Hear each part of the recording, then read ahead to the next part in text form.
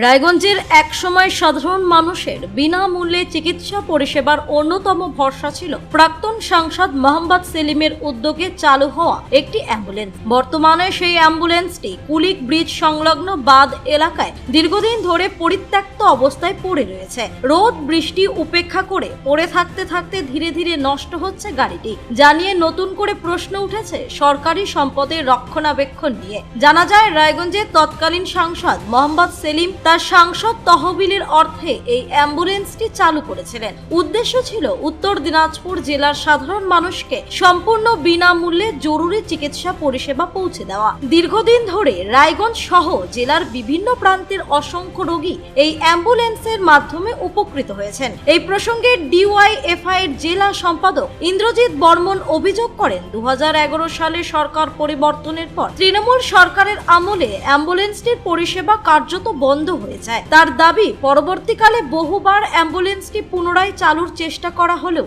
বিভিন্ন বাধার সম্মুখীন হতে হয়েছে। এমনকি হাসপাতাল চত্বরে গেলে চালককে মারধর ও হেনস্থার অভিযোগও তোলেন তিনি।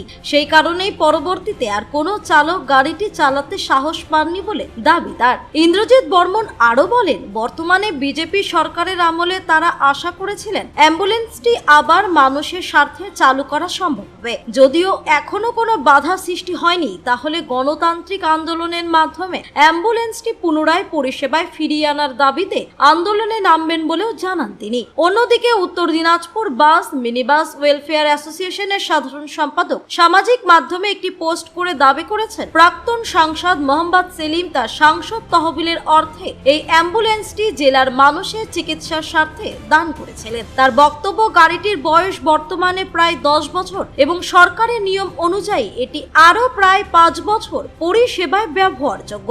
অথচ আব্দুল ঘাটা মেডিকেল কলেজের রাস্তায় দীর্ঘদিন ধরে অবহেলায় পড়ে থেকে গাড়িটি নষ্ট হচ্ছে। তিনি প্রশ্ন তোলেন, সাধারণ মানুষের করের টাকায় কেনা এই সম্পদের রক্ষণাবেক্ষণে কেন প্রশাসনের কোনো উদ্যোগ দেখা যাচ্ছে না।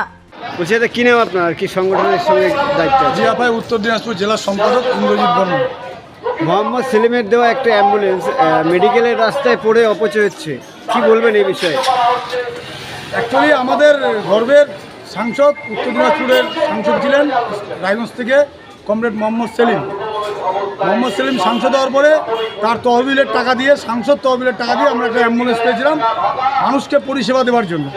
সেই পরিষেবা দেওয়ার কাজ যখন আমরা শুরু করি, তৎকালীন তৃণমূলের সরকার সেটা সহ্য হয়নি। তৃণমূলরা এই হাসপাতালে তাদের জবরদখল গুন্ডামি কায়েম করে রেখেছিল। আমরা বারবার চেষ্টা করেছিলাম হাসপাতালে এটা চালু রাখবার, কিন্তু তারা সেটা বন্ধ করে দিয়েছিল। আমরা ড্রাইভারকে রাত্রেবেলা পাঠালে মারধর করতো, সিন্ডিকেটের জন্য বন্ধ হয়ে যায়। পরবর্তী সময় অনেক চেষ্টা করি, অনেক মামলা হয়েছে, কিন্তু আমরা কোনো কিছু করে সেটাকে চালু করতে পারিনি। কিন্তু দীর্ঘ 15 বছর পরে একটা সরকারের পরিবর্তন হয়েছিল। আমরা ভেবেছিলাম যে এই সিন্ডিকেট রাত, গুন্ডামি, মস্তানি সব বন্ধ হবে। রাজ্যের মুখ্যমন্ত্রী বলেছিল যেগুলো বন্ধ হবে, এখন নাকি প্রশাসন চলবে একবারে প্রশাসনের মতন বলেছিল। আমরা ভেবেছিলাম বাস্তবে, আমরা পুনরায় চেষ্টা করেছি। চেষ্টা করার পরেও দেখতে পাচ্ছি না, যেহেতু মোহাম্মদ সেলিম তিনি বিরোধী কোনো রাজনীতিক মতাদর্শে বিশ্বাস করেন, তিনি বিরোধী রাজনীতি থেকে জিতে এসছেন, জনগণের ভোটে জিতে সাংসদ হয়েছিলেন। সাংসদ তহবিলের টাকা দিয়ে অ্যাম্বুলেন্সটা, তাহলে সরকারিভাবে সেটাকে দেখাশোনা করা দরকার। কিন্তু আমরা বারংবার চেষ্টা করে অ্যাম্বুলেন্সটা এখনও হাসপাতালে ফেরাতে পারিনি। কিন্তু আমরা প্রচণ্ড চেষ্টার মধ্যে আছি। ইদানিং আমরা বসেছিলাম, বসে এটাকে একটা মোটামুটি একটা ঠিক করেছি যে খুব দ্রুততার সাথে কাজটা শুরু করব। আর বাধা যদি আসে এবারও, তাহলে বাধা হলে আবার বাধ্য লড়াই রাস্তার পথ খোলা রয়েছে। কারণ তৃণমূল 15 বছর জামানায় যে কাজটা করেছে আমরা দেখতে পাচ্ছি, বিজেপি 15 বছরের তৃণমূল যা করেছে, বিজেপি প্রথম দিন থেকে সেই কাজটা করছে। তাহলে তৃণমূল বিজেপির কোনো ফারাক নেই। তৃণমূল যা 90 গিয়ারে করেছে, সেটা বিজেপি 100 গিয়ারে করছে। তাই আমরা বলছি এদের বিরুদ্ধে লড়াই রাস্তাতেই করতে হবে, জনগণকে নিয়ে। রায়গঞ্জ থেকে রামকৃষ্ণ দাসের রিপোর্ট, কুলিক নিউজ।